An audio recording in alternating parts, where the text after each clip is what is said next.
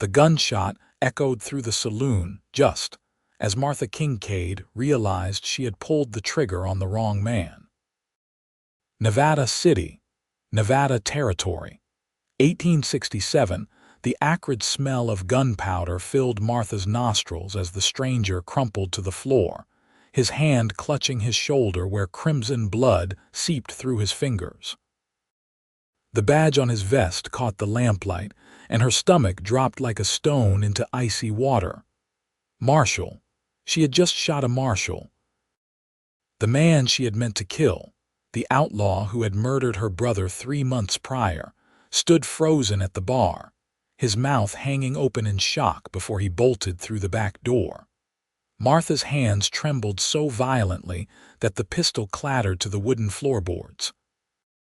The sound seemed impossibly loud in the sudden silence that had fallen over the crowded room. Every eye turned toward her, and she felt the weight of their judgment pressing down on her shoulders like a physical thing. She had come to Nevada City with one purpose: to avenge Thomas. Her younger brother had been 20 years old when Silas Crawford gunned him down over a card game in Sacramento, but in her rage and haste, she had mistaken this lawman for the killer. "Someone get the doctor," a woman's voice called out, shrill with panic. Martha wanted to move, wanted to help, wanted to do anything but stand there like a statue while the man she had shot groaned in pain on the floor. But her legs would not obey her. She was 22 years old, and she had just destroyed her life in a single moment of blind vengeance. Strong hands gripped her arms, and she looked up into the weathered face of the saloon keeper. "You better run, girl," he said quietly. "When that marshal's friends get here, they will not be asking questions first." The words broke through her paralysis. Martha stumbled backward, then turned and ran. She pushed through the batwing doors and out into the dusty street, her heart hammering against her ribs. The late afternoon sun beat down mercilessly as she ran toward the livery stable where she had left her horse. Behind her, she could hear shouting and the sound of boots on wood. Her mare, a dappled gray she had named Silver for the marking on her nose, whinnied nervously as Martha burst into the stable. With shaking fingers, she fumbled with the bridle, nearly dropping it twice before she managed to get it over Silver's head. There was no time for a saddle. She led the horse out through the back entrance, threw herself onto the animal's bare back, and kicked her into a gallop. The Nevada desert stretched out before her, vast and unforgiving. Martha had no plan, no destination. She only knew she had to get away from what she had done. The sun was sinking toward the western horizon, painting the sky in shades of orange and pink that would have been beautiful if she had been able to see anything beyond her own horror. She rode hard for an hour, maybe more, until Silver's breathing grew labored and foam flecked the mare's neck. Martha's own legs ached from gripping the horse's sides, and her hands were raw from clutching the mane. Finally, as true darkness began to fall, she slowed to a walk, then stopped entirely near a cluster of rocks that offered some shelter from the wind that had picked up. Martha slid off Silver's back and immediately collapsed to her knees. The enormity of what she had done crashed over her like a wave, and she bent forward, pressing her forehead to the sandy ground. She had shot an innocent man, a lawman, someone who dedicated his life to protecting others. And for what? Because she could not control her anger long enough to make sure of her target, Thomas would have been ashamed of her. That thought hurt worse than anything else. Her brother had been gentle despite the hardness of the world they lived in. He had always believed in doing things the right way, through the law, through justice. And she had spat on his memory by becoming exactly what his killer was, someone who hurt innocent people. Martha stayed there on the ground until the cold forced her to move. She had no blanket, no supplies, nothing but the clothes on her back and a horse that needed water she did not have. She had ruined everything. If she went back, she would hang. If she stayed out here, she would die of thirst or exposure. Either way, her life as she had known it was over. She must have dozed at some point during that miserable night because she woke to the sound of hoofbeats. Multiple riders coming from the direction of town. The posse. Martha scrambled to her feet, her body stiff and aching from sleeping on the cold ground. Silver stood nearby, head hanging low, clearly exhausted. There was nowhere to run. The desert offered no real cover, and her horse could not outrun fresh mounts. Martha stood there, watching the riders approach, and felt a strange sense of calm settle over her. Perhaps this was what she deserved. Perhaps this was justice for what she had done. But as the riders drew closer, she realized they were not heading directly for her position. They were following the road that led north, away from where she stood among the rocks. They passed within a quarter-mile of her hiding spot without slowing, their attention focused ahead. Martha held her breath until they disappeared into the darkness, then released it in a shaky exhale. She was not safe, though. When dawn came, tracking her would be easier. She needed to find water for Silver and figure out what to do next. Martha led her horse on foot, walking slowly to conserve both their strength. The half-moon provided just enough light to see by, and she headed west, away from the road, deeper into territory she did not know. By the time the sun rose, painting the desert in shades of gold and red, Martha was stumbling with exhaustion. Her throat felt like sandpaper, and her lips were already cracking from the dry air. Silver plodded along behind her, too tired to do more than follow. They crested a small rise, and Martha's heart leaped with desperate hope. Below, in a shallow valley, she could see green. Trees meant water. She half walked, half slid down the slope, dragging Silver behind her. As they drew closer, she could see it was indeed a small creek, probably fed by a spring somewhere in the rocky hillside beyond. And there, beside the water, stood a modest ranch house built of adobe and wood, with a barn and a corral containing several horses. Martha knew she should avoid people, should stay hidden, but she was too desperate to care. She and Silver both needed water, and she needed help, even if that help meant turning herself in. She could not do this alone anymore. As she approached the creek, a man emerged from the barn. He was tall, with broad shoulders and sun-bronzed skin that spoke of years working outdoors. He wore simple rancher's clothing, dusty trousers and a worn shirt, and a hat that had seen better days. Even from a distance, Martha could see the way his hand moved to the pistol at his hip when he spotted her. She stopped walking and raised her hands slowly. "Please," she called out, her voice cracking from thirst. "My horse needs water. I need water. I am not here to cause trouble." The man did not lower his hand from his weapon, but he did not draw it either. He watched her for a long moment, taking in her disheveled appearance, her exhausted horse, the desperate look in her eyes. Then he nodded once and gestured toward the creek. "Water your horse," he said. His voice was deep and measured, the kind of voice that did not waste words. "Then you can tell me why you are running." Martha's legs nearly gave out with relief. She led Silver to the creek's edge and watched as the mare drank deeply. Then she knelt beside the water herself, cupping her hands and bringing the cold, clear liquid to her lips. It tasted better than anything she had ever drunk in her life. When both she and Silver had drunk their fill, Martha straightened and turned to face the rancher. Up close, she could see he was probably in his late 20s, with kind brown eyes that contrasted with the cautious set of his jaw. There was a gentleness about him, despite his obvious strength, something in the way he moved that suggested he was more comfortable with horses than guns. "My name is Joshua Hart," he said. "This is my ranch. Now suppose you tell me who you are and why you look like you have been running all night." Martha opened her mouth to lie, to make up some story that would protect her, but the words would not come.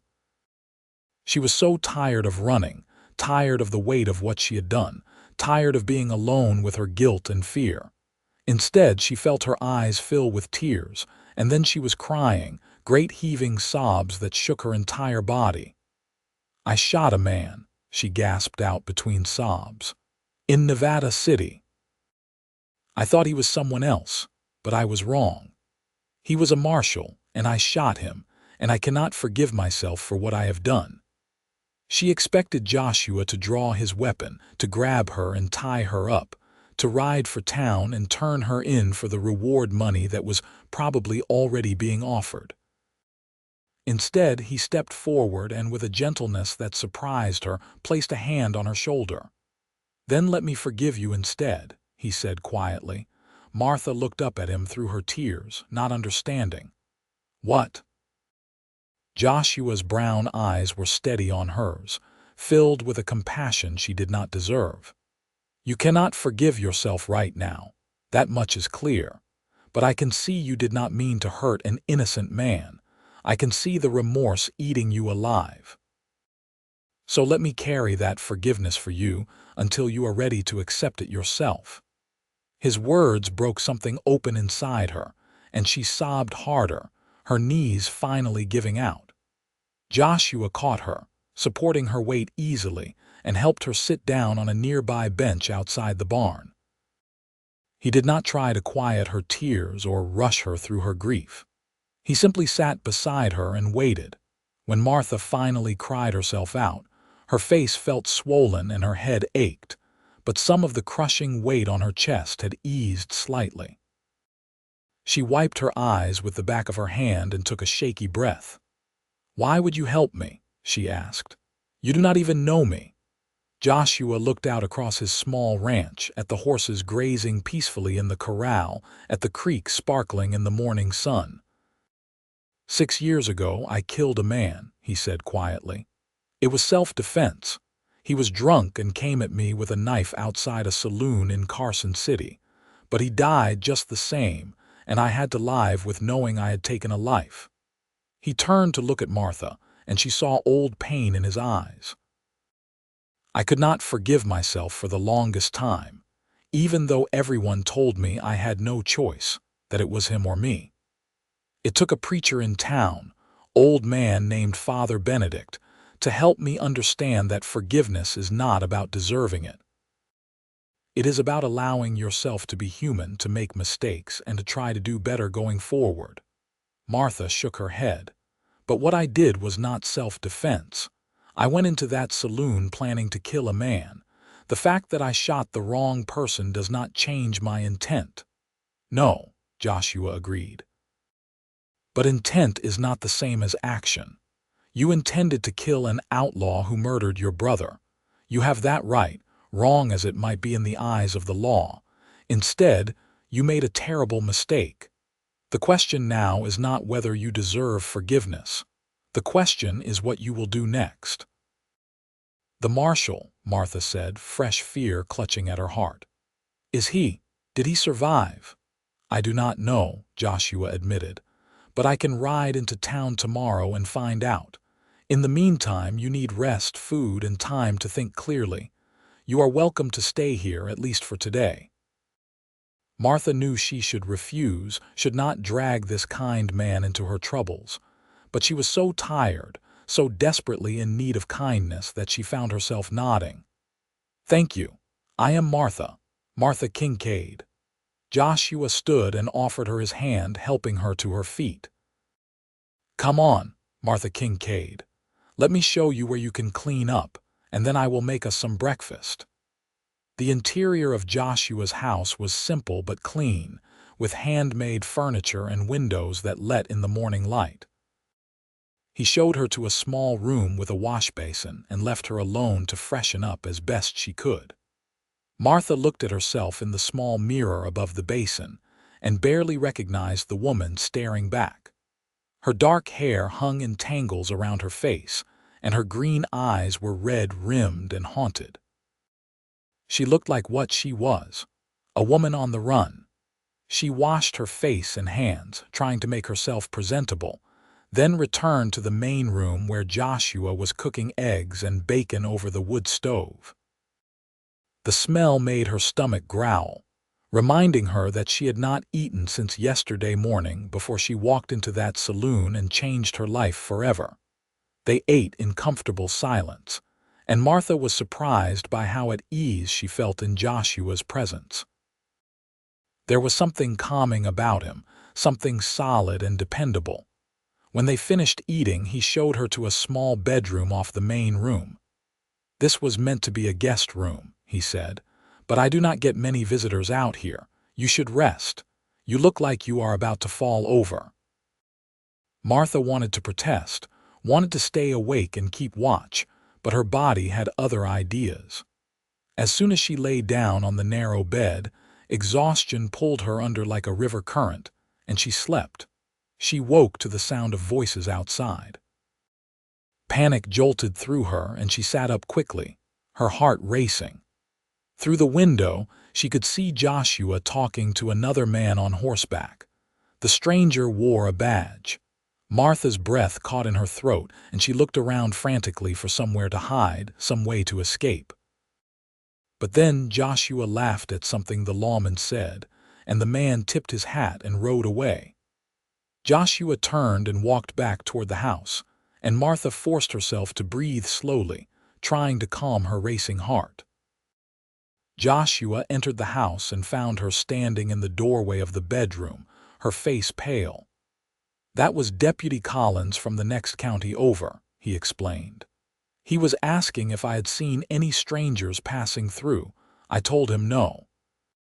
"You lied for me," Martha said, her voice barely above a whisper. "Why would you do that? You could get in trouble." Joshua hung his hat on a peg by the door and turned to face her. "Because I believe everyone deserves a chance to make things right. And I do not think turning you over to a posse is going to accomplish that." "But what you did was make a terrible mistake," Joshua interrupted gently. "But you are not a murderer, Martha. You are a woman who was hurting and angry and looking for justice for your brother. That does not make what you did right, but it does not make you a monster either." Martha felt tears threatening again and blinked them back. She had cried enough for one day. "I need to know if he survived. The marshal. I need to know if I killed him." Joshua nodded. "I know. I am planning to ride into town tomorrow for supplies anyway. I will ask around, see what I can learn. But Martha, you need to understand something. Even if he survived, you are still wanted for shooting a lawman. That is not something the law takes lightly." "I know," Martha said quietly. "I know I cannot go back to my old life. I just need to know that I did not take his life." That evening, Joshua taught Martha how to help with the evening chores. They fed the horses together, and he showed her how he had set up a system to divert water from the creek to irrigate a small vegetable garden. He talked about his dreams of expanding the ranch, of breeding quality horses that could handle the harsh Nevada climate. As they worked side by side, Martha found herself relaxing for the first time since she had pulled that trigger. There was something healing about honest work, about the simple rhythm of caring for animals and the land. Joshua did not push her to talk about what had happened or what she planned to do next. He simply accepted her presence and treated her with a kindness she had not expected to find. That night, as they sat on the porch watching the stars come out, Joshua told her more about himself. He had come west from Missouri 5 years ago, looking for a fresh start after the war that had torn the country apart. He had worked as a ranch hand for several years, saving every penny, until he had enough to buy this small piece of land and start building his own place. "It is not much," he said, gesturing to the modest spread before them. "But it is mine. I built that barn with my own hands, dug that irrigation channel, broke those horses. Every bit of work I have done here has meaning because it is building towards something that will last." Martha listened to the quiet pride in his voice and felt a pang of envy. What had she built? What did she have to show for her 22 years? A brother dead, a reputation ruined, and a terrible mistake that would haunt her for the rest of her life. "I used to have dreams too," she said softly. "My brother and we were going to buy a small farm in California, grow oranges and grapes. Thomas used to talk about it all the time, how we would sit on the porch of our house and watch the sunset over our own land." "What happened to him?" Joshua asked gently. Martha told him the whole story then. How Thomas had gone to Sacramento looking for work, how he had ended up in a poker game with Silas Crawford, a known cheat and killer. How Crawford had accused Thomas of cheating when Thomas called him out, and how he had shot her brother in cold blood before anyone could stop him. The law had done nothing, because Thomas was just a drifter with no family or connections, and Crawford had friends in high places. "So I decided to do something about it myself," Martha finished. "I sold everything we owned, bought a gun and learned how to use it, and tracked Crawford to Nevada City. I was so sure of myself, so convinced I was doing the right thing. And then I walked into that saloon, saw a man with dark hair and a beard like Crawford wore, and I just pulled the trigger without making sure." Joshua listened without judgment, his face thoughtful in the starlight. "Grief can make us do things we never thought we were capable of," he said. "It is not an excuse, but it is an explanation. The question is, what happens now?" "I do not know," Martha admitted. "I cannot go back. Even if the marshal survived, I will be arrested and probably hanged. But I cannot keep running forever either. Eventually, someone will recognize me or I will run out of places to hide." "Then maybe you do not run," Joshua said.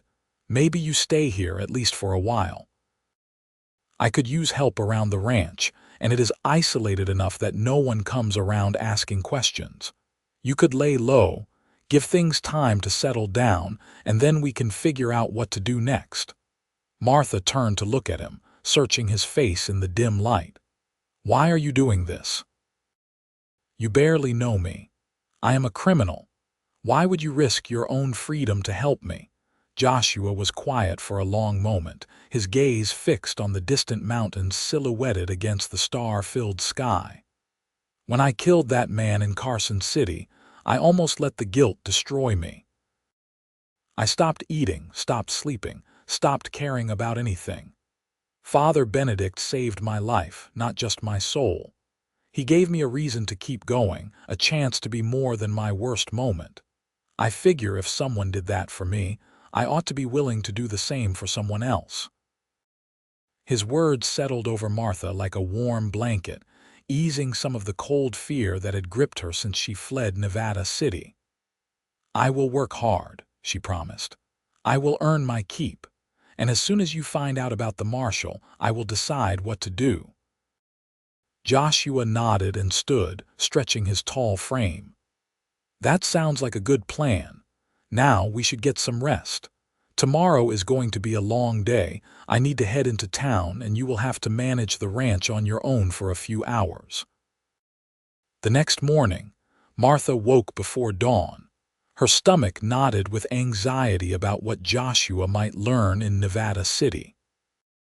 She helped him with the morning chores, learning the routine of feeding and watering the horses, checking the fences and tending to the chickens Joshua kept near the house for eggs. As Joshua saddled his horse, a handsome bay gelding he called Duke, Martha gripped his arm. "Be careful," she said. "If anyone asks about me, if there are any descriptions being circulated, I will be careful," Joshua assured her.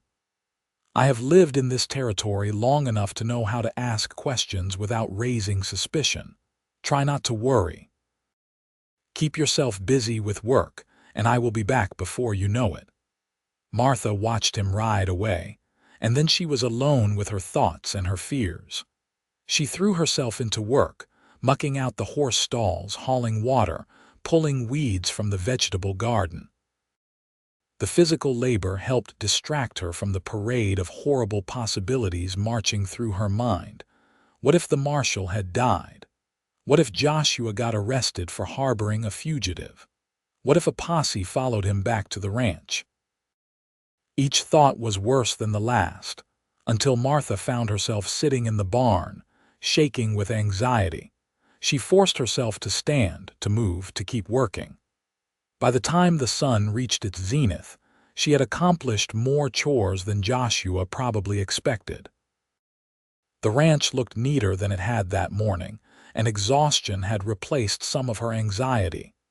Late in the afternoon, she heard hoofbeats, and her heart leaped into her throat. But it was Joshua on Duke, riding at an easy pace that suggested he was not being pursued. Martha ran to meet him, her hands twisted together. Joshua dismounted and looked at her with an expression she could not read. For a terrible moment she thought the worst, then his face broke into a small smile. "He is alive," Joshua said. "The marshal, his name is David Fletcher." The bullet went through his shoulder, missed anything vital. The doctor says he will make a full recovery. Martha's legs went weak with relief, and she grabbed Duke's saddle to steady herself. "Oh, thank God," she whispered. "Thank God I did not kill him." "No, you did not," Joshua confirmed. "But Martha, there is more you need to know. There is a bounty on your head, $500 for information leading to your capture. They have your name and a description. Multiple people in the saloon recognized you from when you asked around about Silas Crawford." The relief Martha had felt moments before evaporated, replaced by cold dread.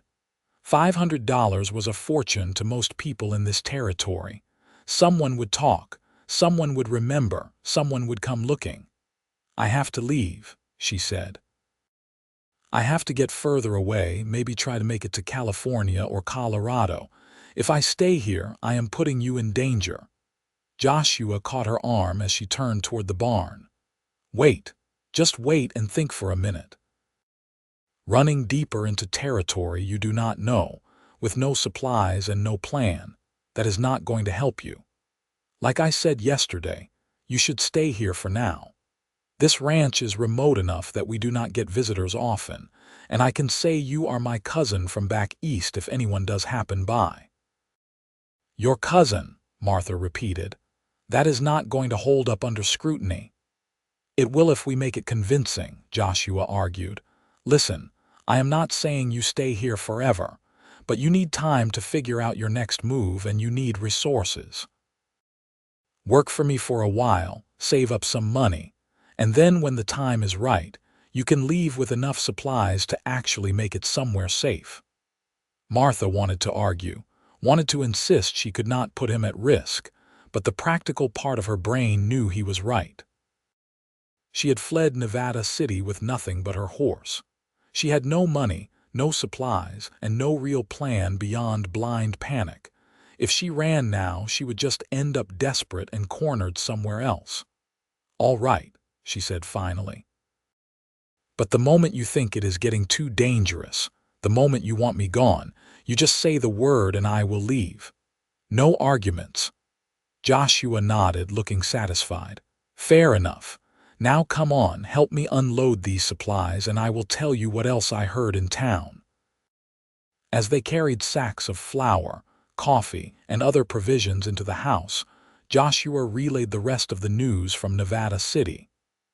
Silas Crawford, the man Martha had actually wanted to kill, had disappeared after the shooting. No one had seen him since he ran out the back door of the saloon.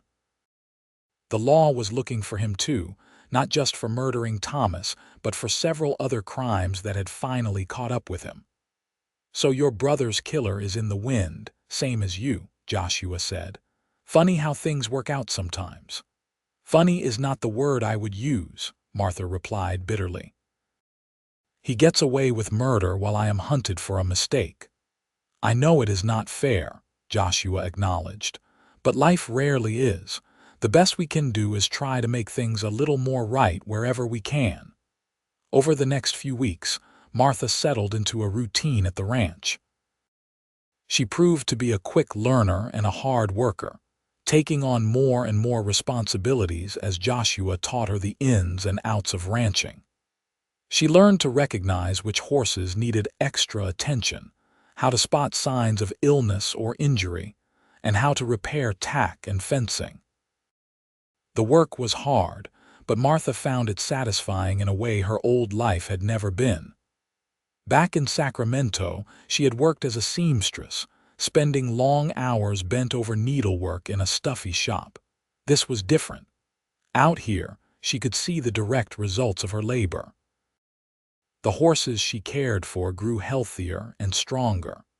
The garden she tended produced vegetables for their table. The ranch itself seemed to thrive with two sets of hands working to maintain it.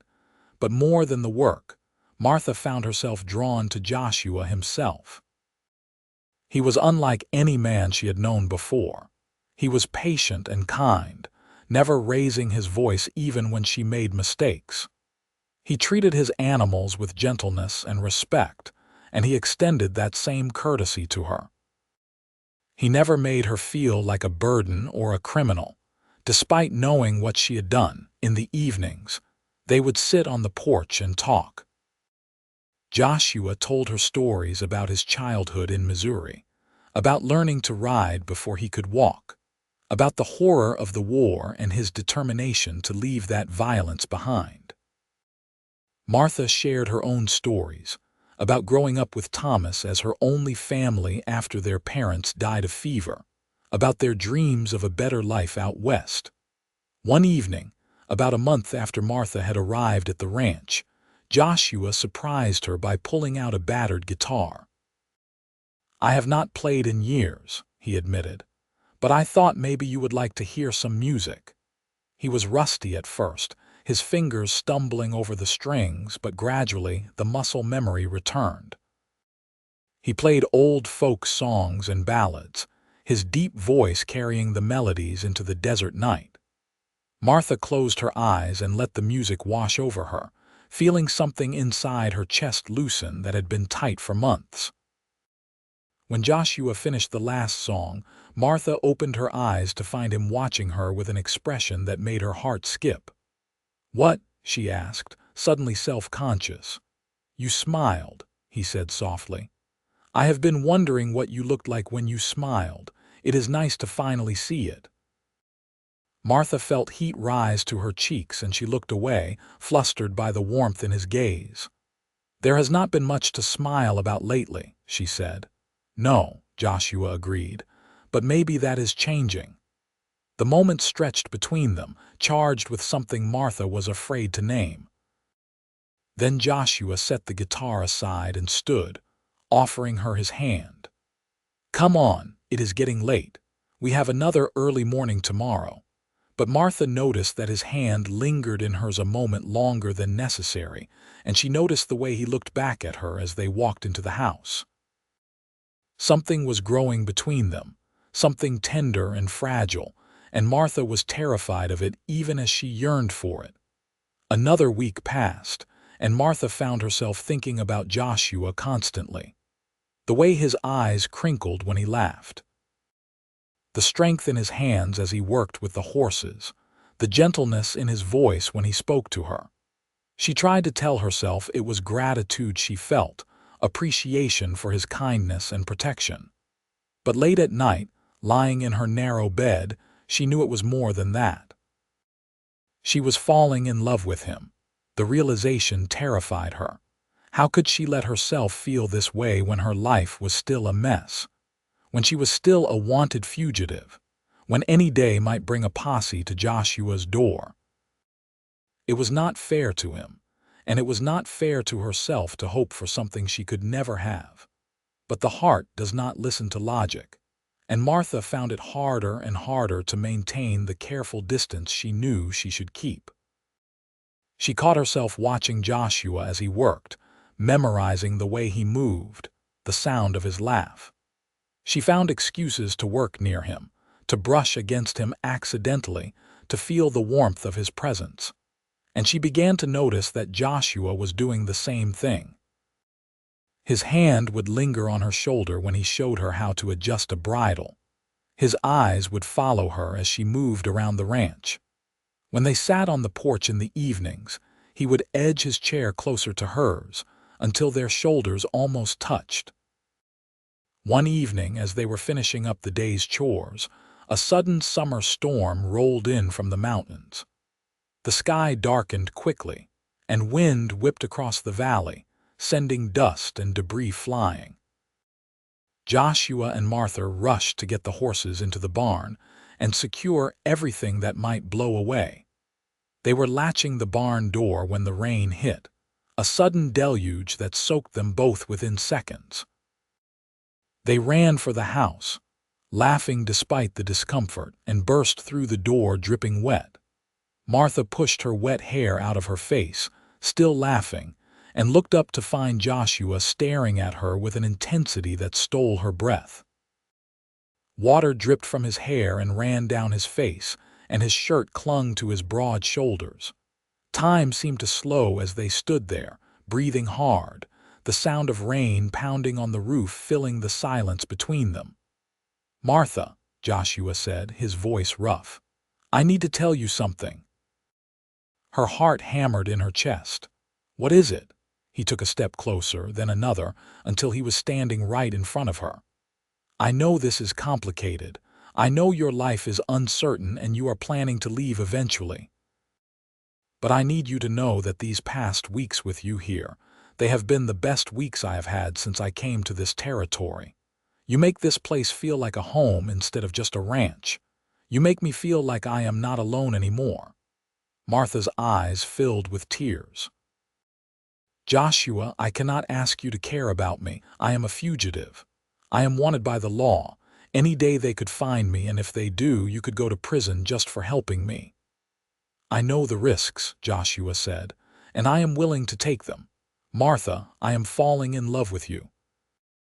I have been fighting it because I know it is complicated and scary, but I cannot keep pretending I do not feel this way." The tears spilled over, running down Martha's already wet cheeks. "I am falling in love with you too," she whispered, "but I am so afraid. I am afraid of hurting you, of ruining your life the way I ruined mine. I cannot forgive myself for what I did, Joshua. How can I let myself be happy when I caused so much pain?" Joshua cupped her face gently in his hands, his thumbs wiping away her tears. "Then let me forgive you instead," he said, repeating the words he had spoken that first morning. "I told you before, you do not have to carry this alone. Let me help you. Let me love you, even if it is complicated and scary. Let me be here for you." Martha looked up into his brown eyes and saw nothing but sincerity and love. It was more than she deserved, more than she had any right to hope for. But standing there in his small house, with the storm raging outside and her heart racing in her chest, she decided to be brave enough to accept what he was offering. "Okay," she whispered. "Okay." Joshua smiled, that warm smile that made her feel safe and cherished, and then he kissed her. It was gentle and sweet, a promise rather than a demand. Martha melted into him, her hands coming up to grip his wet shirt, and for the first time since she had pulled that trigger in Nevada City, she felt like maybe, just maybe, she could find a way forward. They broke apart slowly, both breathing hard, and Joshua rested his forehead against hers. "We will figure this out," he murmured. "Whatever happens, we will face it together." That night, they changed out of their wet clothes and built a fire to ward off the chill the storm had brought. They sat together on the old sofa Joshua had bought second-hand in town, Martha tucked against his side, his arm around her shoulders.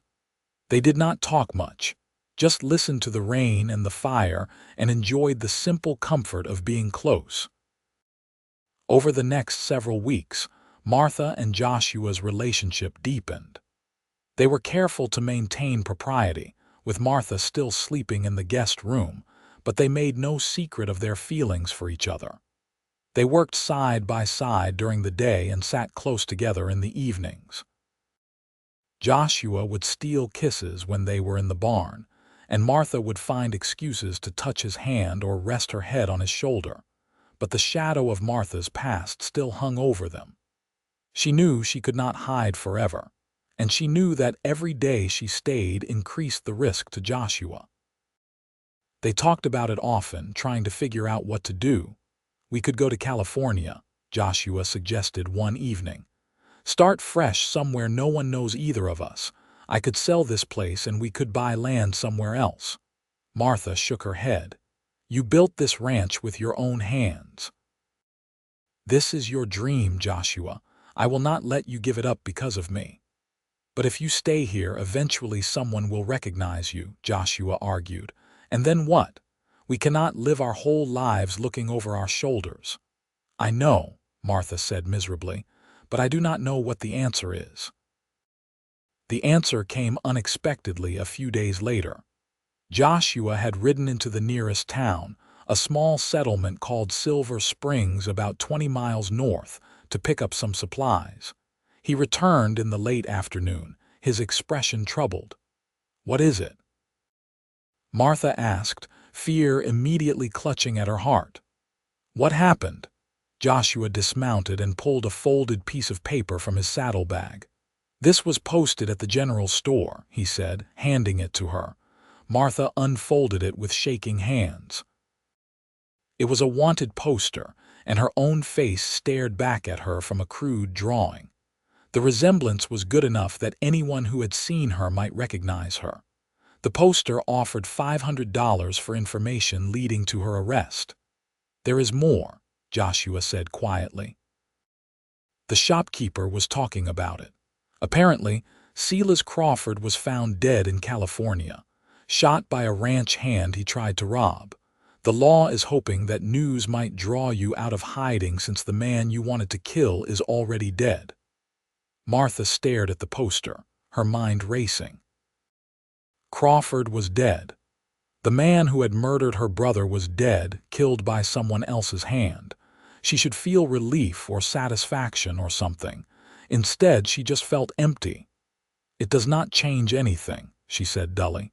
"He is dead, but I still shot that marshal. I still have to answer for what I did." "Maybe," Joshua said slowly, "but maybe there is another way. What if you turned yourself in, but I came with you? I could testify on your behalf, explain the circumstances. Marshal Fletcher survived. You were not trying to kill a lawman, you were trying to get justice for your brother. Maybe if we explain that, if we show remorse and offer to make amends, maybe the law will show mercy." Martha looked at him like he was insane. "Joshua, they will hang me. At best, I will spend years in prison. I cannot ask you to wait for me." "You are not asking," Joshua said firmly. "I am offering. Martha, I love you. I want to spend my life with you, but we cannot do that while you are living in fear, hiding from the law. Maybe it is time to face what happened and see if we can find a way through it together." Martha wanted to refuse, wanted to insist it was too dangerous, but a part of her knew he was right. She could not live like this forever, always looking over her shoulder, always afraid.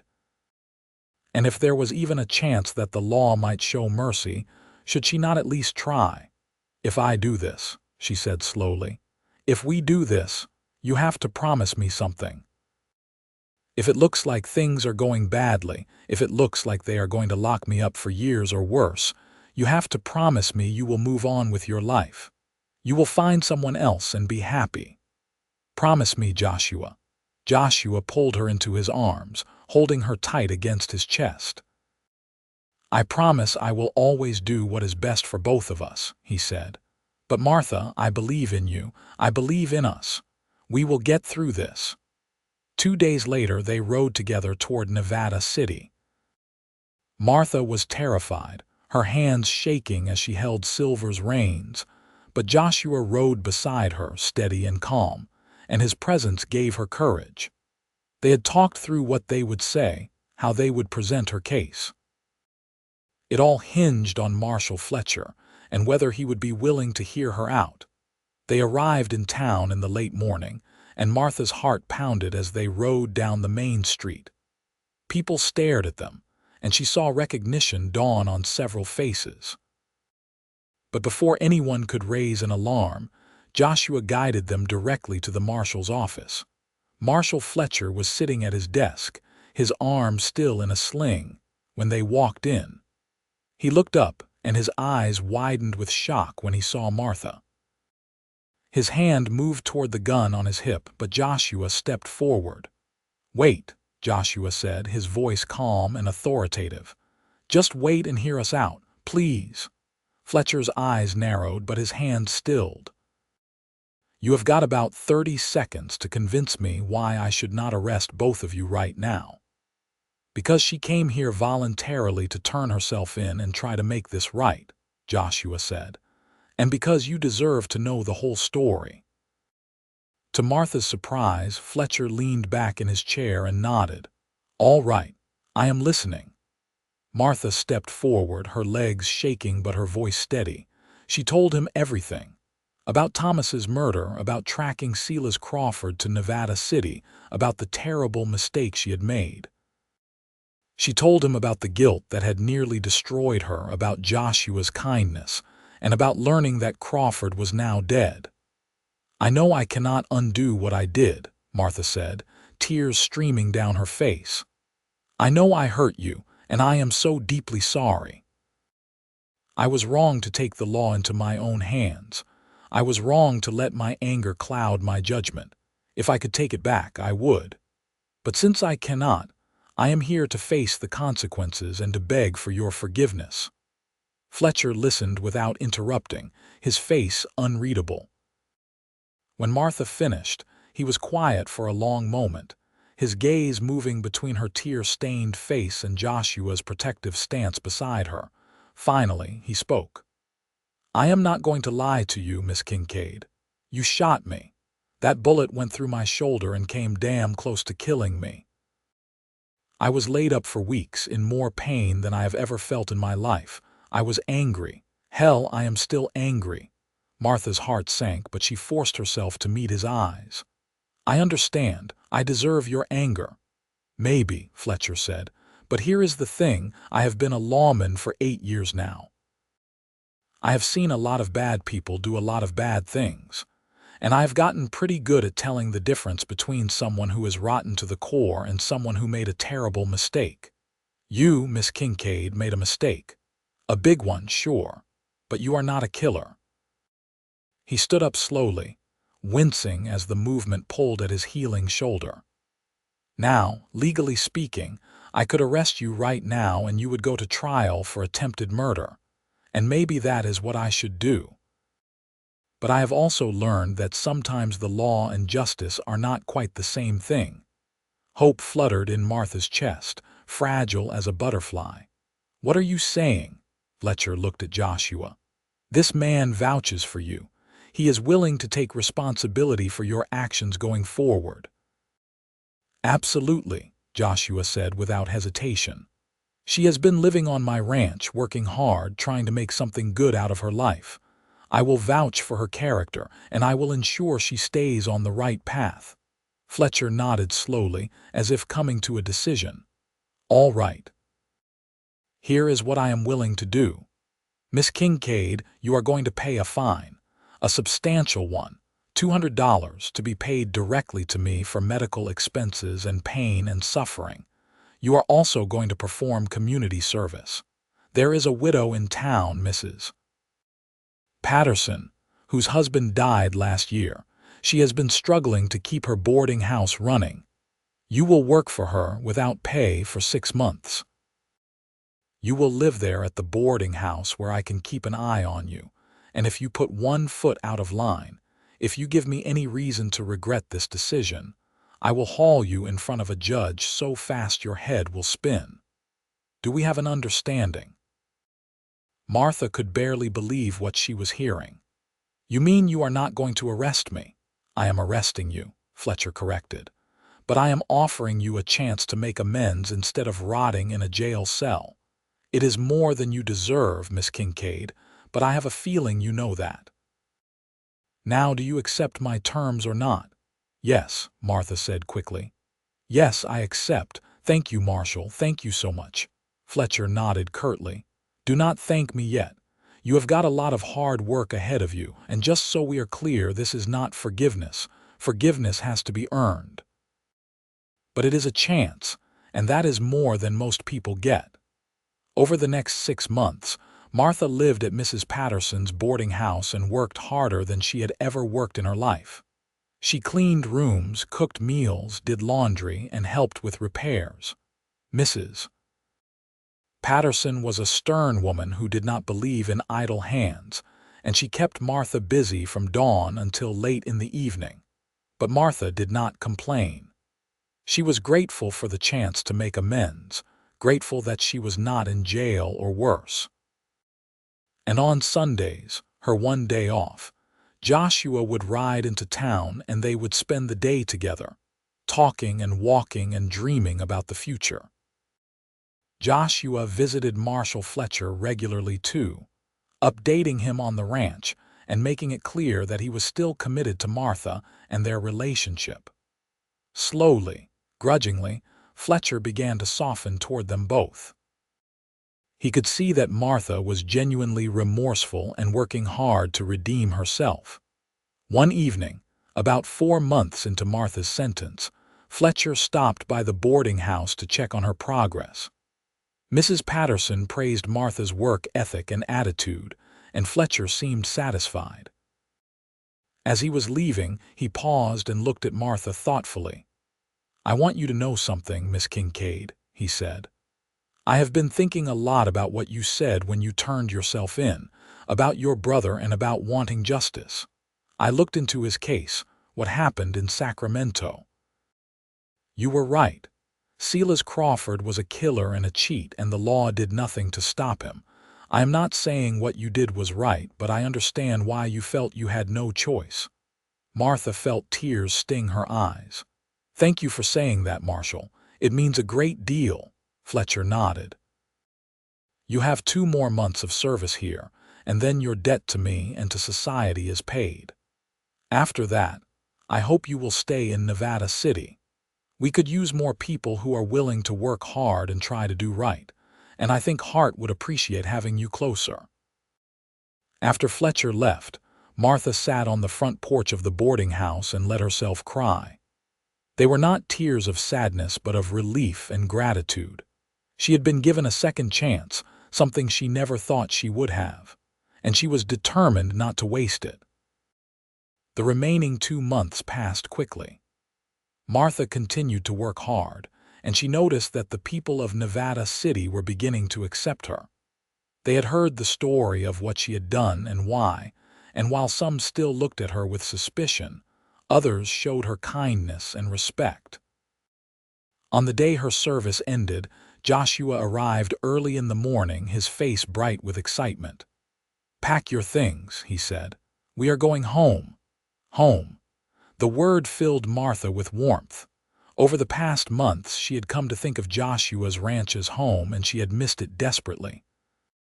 She had missed the open spaces, the quiet evenings on the porch, the simple rhythm of ranch life. But most of all, she had missed being with Joshua every day. They rode back to the ranch together, and as they crested the hill that looked down into the valley where Joshua's property lay, Martha felt tears of joy fill her eyes. She was free.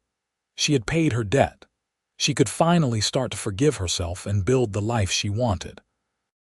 That evening, as they sat on the porch watching the sunset, Joshua took Martha's hand in his. "I have been thinking about something for a while now," he said, "and I want to ask you something important." Martha's heart began to race. "What is it?" Joshua slid off his chair and knelt down on one knee, still holding her hand. "Martha Kincaid, you are the strongest, bravest, most remarkable woman I have ever known. You made a mistake, yes, but you faced the consequences with courage and grace. You have worked hard to make amends and to become a better person, and I have loved you from almost the moment I met you. I want to spend the rest of my life with you. Will you marry me?" Martha could not speak past the lump in her throat. She nodded frantically, tears streaming down her face, and finally managed to choke out, "Yes, yes, I will marry you." Joshua stood and pulled her into his arms, kissing her deeply. When they finally broke apart, both laughing and crying at the same time, Martha felt like her heart might burst with happiness. They were married a month later in a small ceremony in Nevada City. Marshal Fletcher attended, as did Mrs. Patterson and several of the townspeople who had come to know and respect Martha during her months of service. It was simple and beautiful, and as Martha stood beside Joshua and spoke her vows, she felt like the luckiest woman alive. Their first year of marriage was not easy. Building a life together while working a ranch was hard work, and there were times when money was tight and the future uncertain. But they faced every challenge together, supporting each other through the difficulties and celebrating the victories. Martha proved to have a natural talent for horse training, and she began working with the younger horses on the ranch, teaching them to accept saddles and riders. Word spread about her skill, and soon people from neighboring ranches were bringing their horses to her. The extra income allowed Joshua to expand the ranch, buying more land and building a proper stable. 2 years after their wedding, Martha discovered she was pregnant. She and Joshua were overjoyed, though Martha was also terrified. She worried about being a good mother, about whether she deserved this happiness after what she had done. But Joshua was patient and reassuring, reminding her that she had paid for her mistake and earned her second chance. Their son was born on a crisp autumn morning, healthy and strong, with a lusty cry that made them both laugh with relief.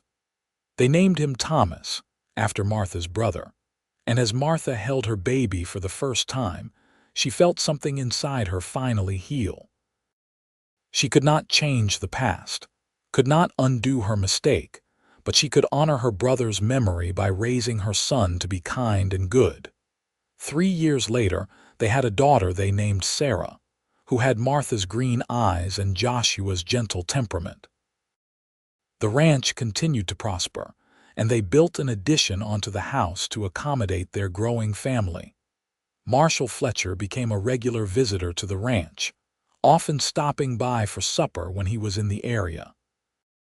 He had fully forgiven Martha, and he even became something of an uncle figure to Thomas and Sarah, bringing them candy and telling them stories about keeping the peace in Nevada territory. On their 10th wedding anniversary, Joshua and Martha sat on the porch as they had so many times before, watching their children play in the yard. Martha leaned against her husband's shoulder, feeling content in a way she never thought possible.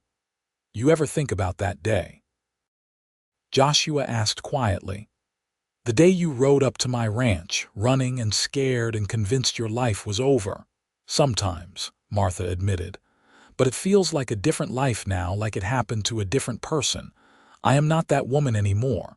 "No," Joshua agreed. "You are better. You are stronger. You are exactly who you were meant to be." Martha turned to look at him, this man who had given her everything, who had loved her when she could not love herself, who had offered her forgiveness when she thought she was beyond redemption.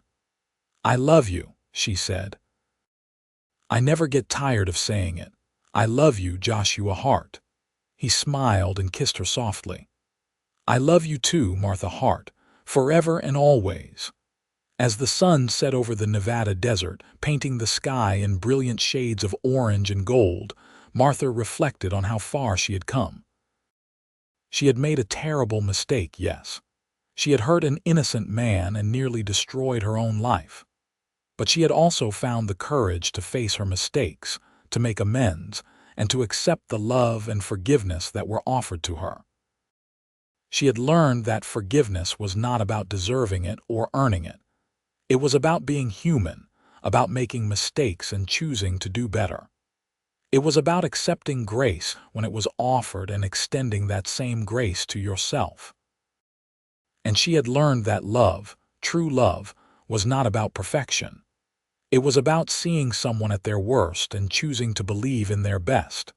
It was about standing beside them through the darkness and celebrating with them in the light.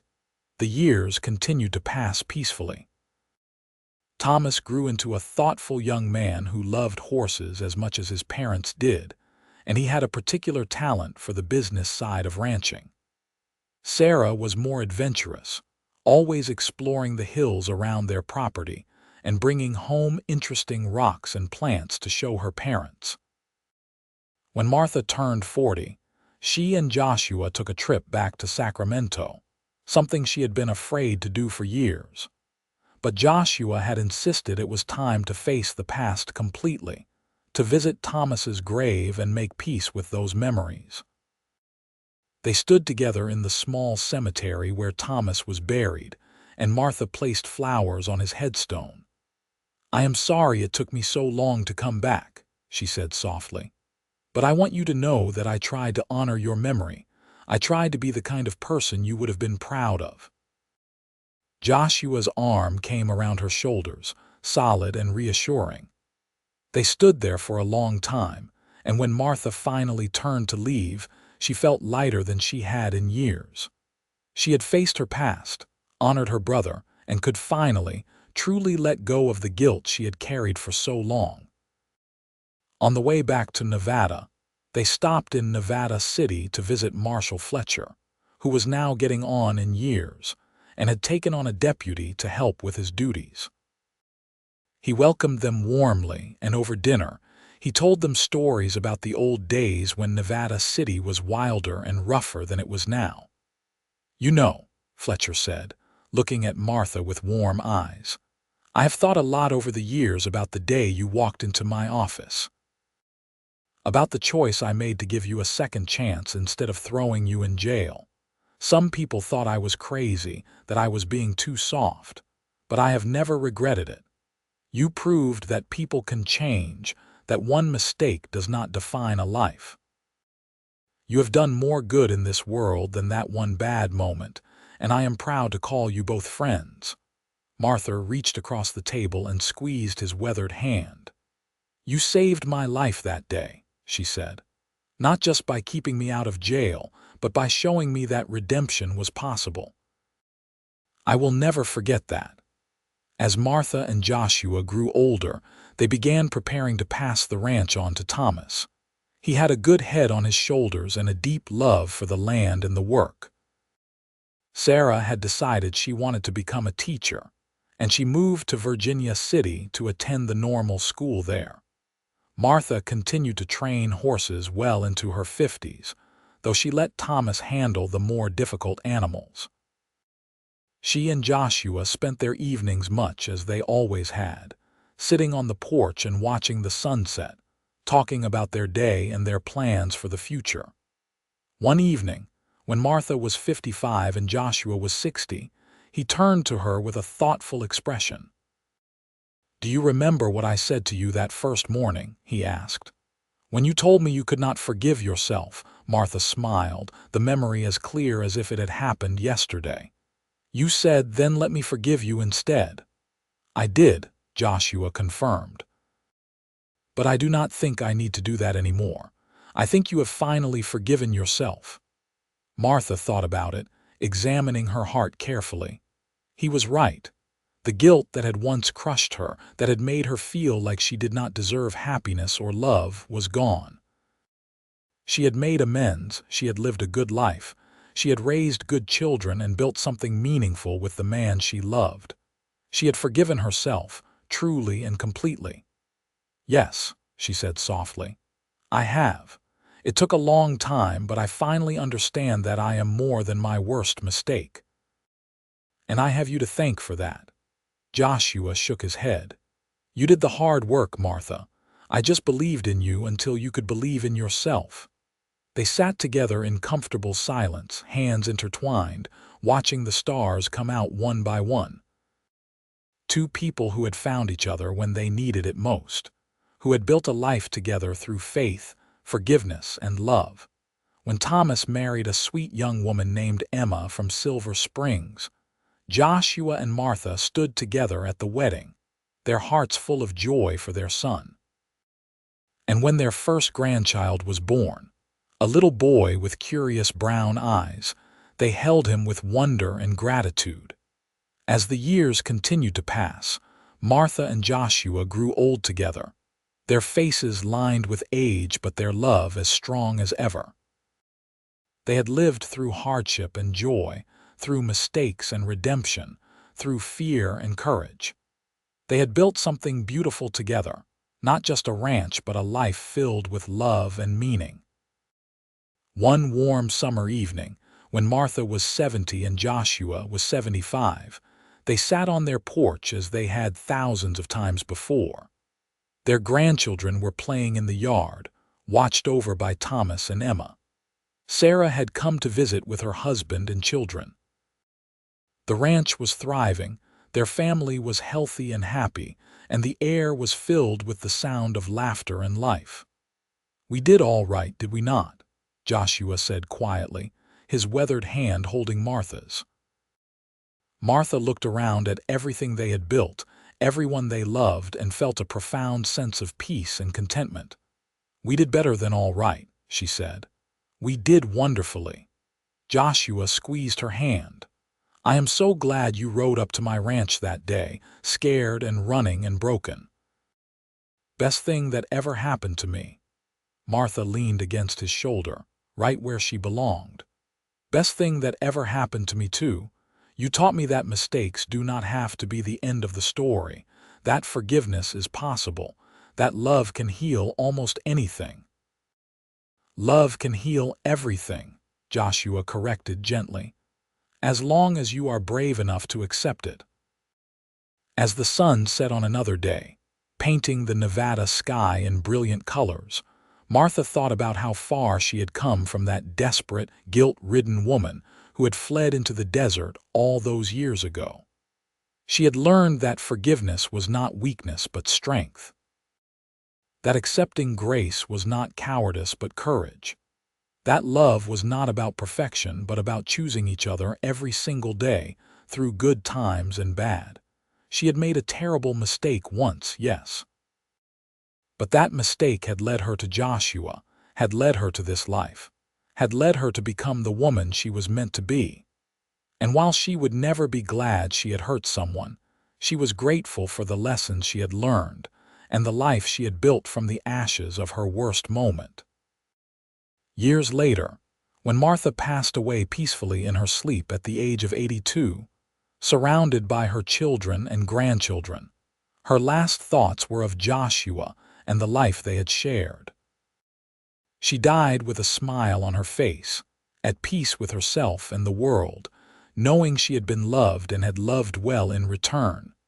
Joshua followed her a year later, his heart broken without his beloved wife. But he too died peacefully, grateful for every moment they had shared, every sunrise they had watched together, every challenge they had overcome side by side. They were buried together on a hill overlooking the ranch, under a simple headstone that read, "Joshua and Martha Hart. Beloved parents and grandparents, together forever." And the ranch they had built with their own hands, that they had filled with love and hard work and dreams, continued on through their children and grandchildren, a lasting testament to the power of forgiveness, redemption, and enduring love. The end.